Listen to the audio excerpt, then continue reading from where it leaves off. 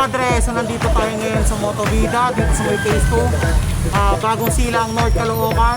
So kung mapapansin nyo mga dre, ang dami nila dito mga motorcycle units. So meron silang Pantra, mga retro classic scooters, naked bikes, scooters. Din sila dito ang available color na chameleon green. Then dito naman sa kabila is ayan, yung naka-highlight nila is naka-chameleon yellow. So yes, medyo may halo siya ng resemblance color na violet. Tayo dito Icon 110 E3 kung hindi ako nagkakamali. So same price din ito. Mga ilan tayong unit dito na re-reviewin. Ito, yan. Tapos yun dun sa kabila. So yun.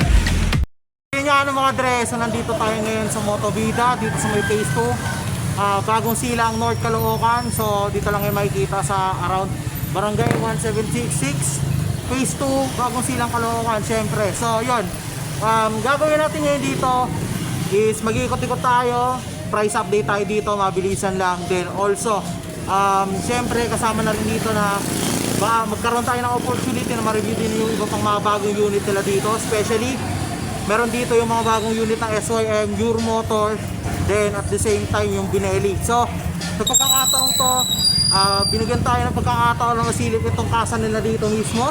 Then yun nga, isa pa, pagkakataon na rin natin to syempre para ma-showcase din yung mga motor nila dito na ino-offer nila in a affordable price na rin sa mga consumers natin at pati na rin sa mga iba pang mamimili ng motorsiklo sa lugar na ito. So yun yan mga dre, before natin umpisahan, syempre palagi natin ginagawa, intro muna tayo.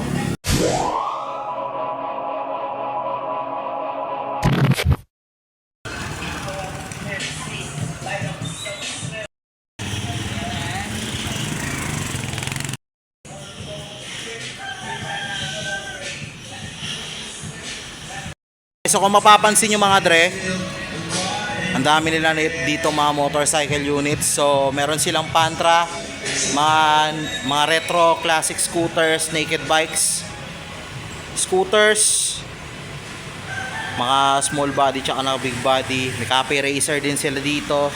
Tsaka dito rin yung kanilang mga units na matatagal na at subok na dito sa industry ng pagmumotor. So yun, simulan na natin yung price update ngayon.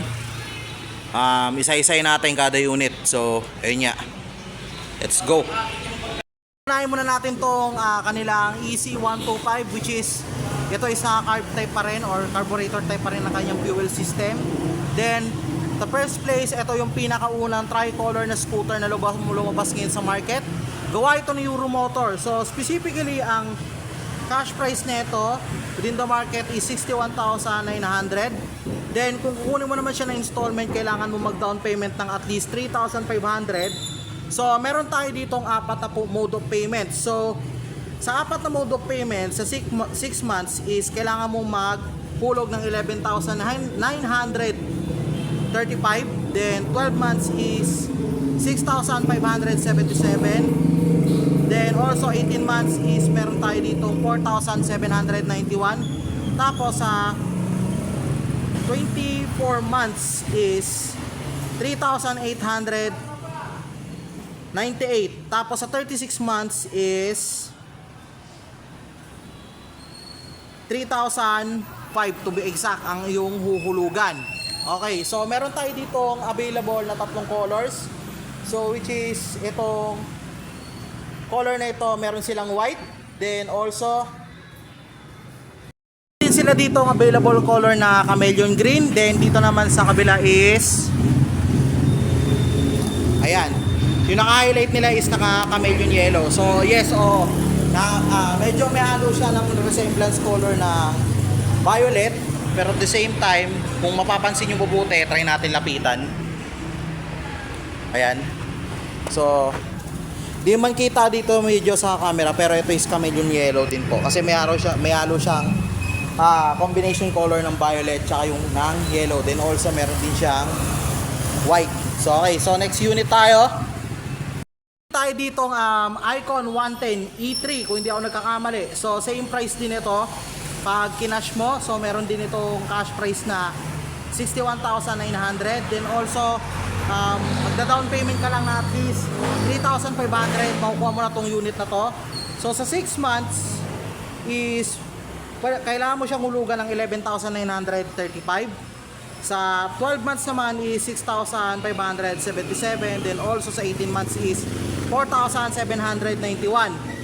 Tapos sa 24 months naman is 3,898. Tapos sa 36 is 3,005 ang kanyang monthly down payment. So available color ng Icon natin ngayon dito is black, tsaka itong cyan color, which is medyo may pagka-light low ng konti.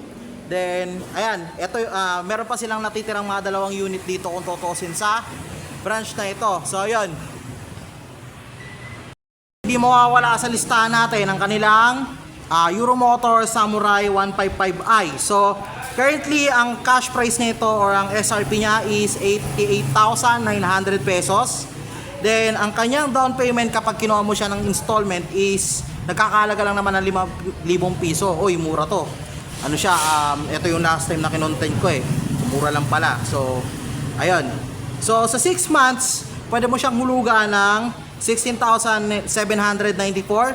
Sa 12 months naman is 9,199. Then, sa 18 months naman is 6,667. Then, sa 24 months naman is 5,401. Then, kung 36 months naman ang usapan, ito lang ay nagkakalaga lang ng 4,135 ang kanyang monthly amortization. So, ito yung pinaka naka-highlight nila na unit ngayon, which is yung color nito is black. Pero dito sa gilid ko,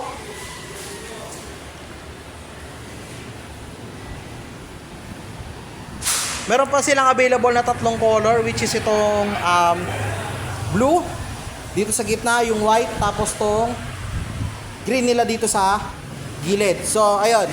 The next is yung so meron sila ditong set ng Keyway Cafe Racer 152. So to given na pinaka most popular na unit nila na to, since ang dami ko nakikita sa daan nito, especially sa kabaan ng Commonwealth, pati na rin dito alongside the Caloocan. Karamihan dito pinapa-customize nila to, ginagawa pa nila lalong classic tong motorsiklo na to. So ayun.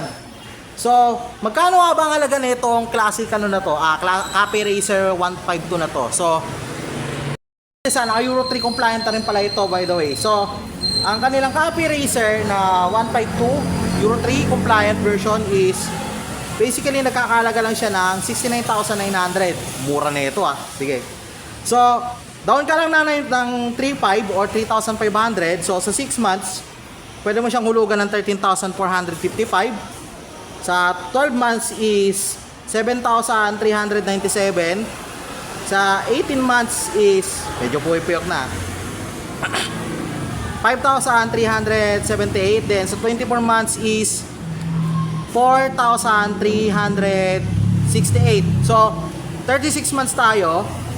So sa 36 months is 3,359 ang kanyang monthly amortization. So ayan, ang gaganda. Meron tayong available na dalawang colors dito, which is itong may pagka military green, then yung gloss black nila. So matte green finish tong isa, then ito may pagka gloss black finish yung isa. So classic na classic talaga tingnan. Hindi na ako magtataka kung bakit ang daming bumibili nito sa market. Sobrang ganda talaga. Yan. So okay, dako tayo din sa kabila.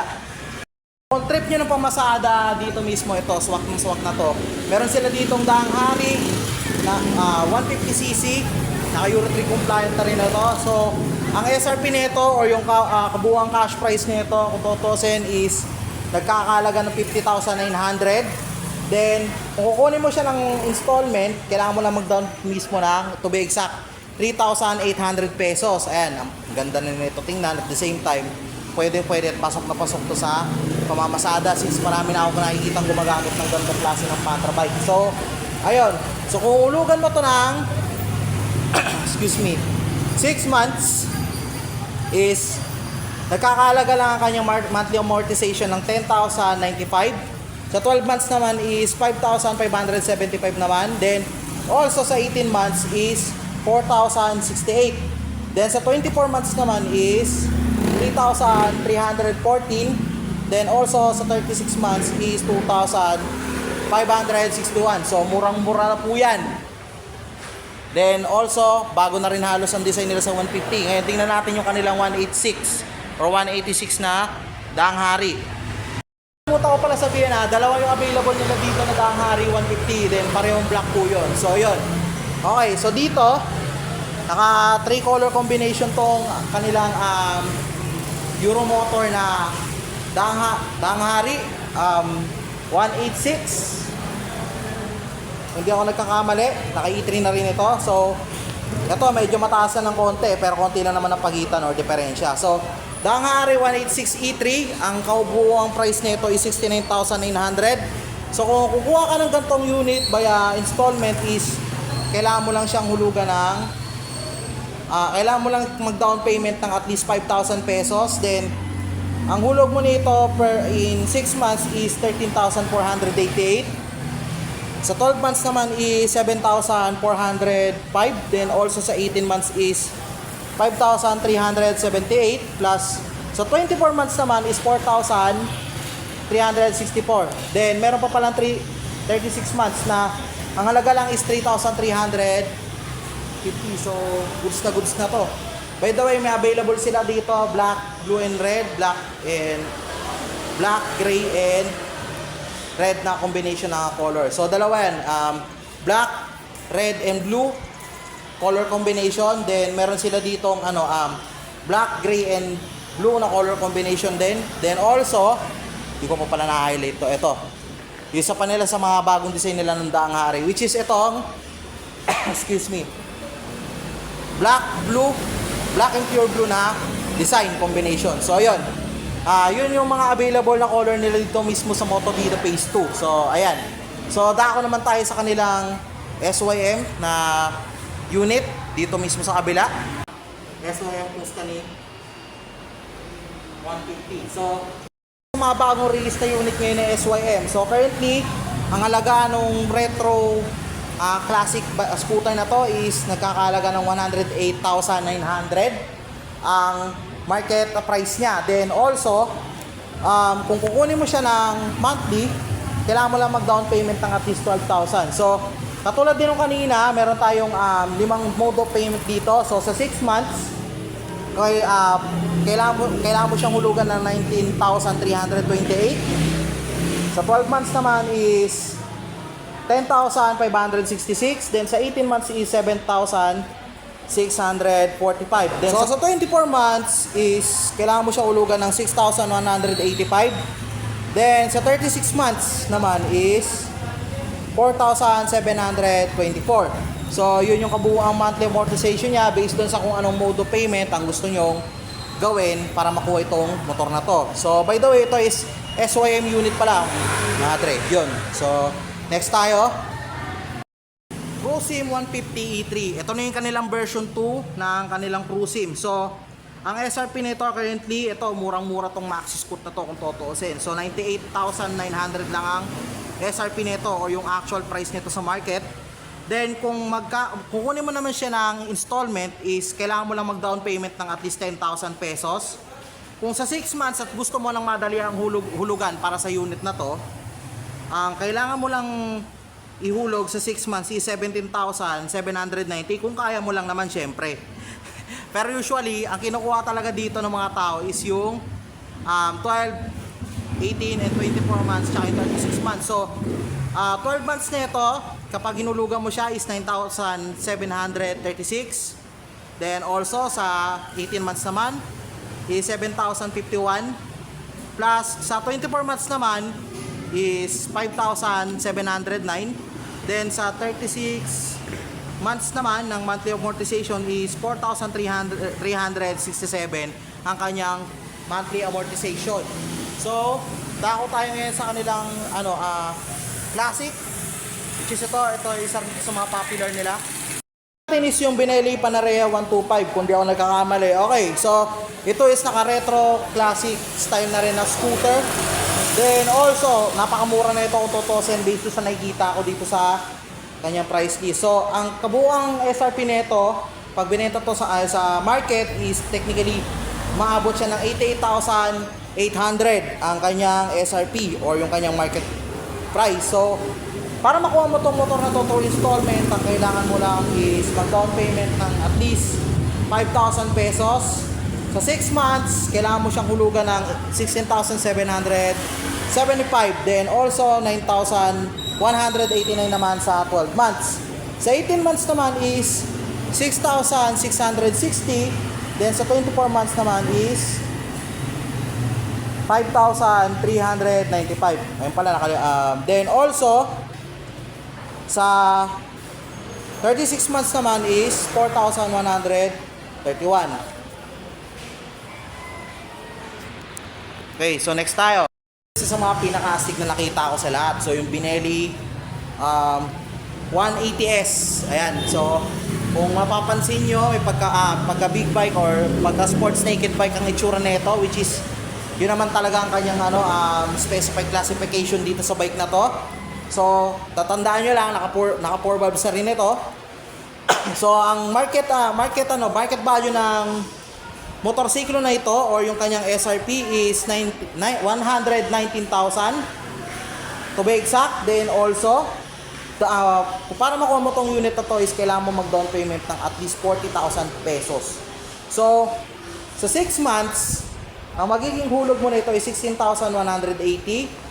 Kung sa 12 months naman is 8,867, almost hapa. Then the same time sa 18 months naman is 6,430. Then sa 24 months naman is ang magiging monthly amortization mo is 5,211.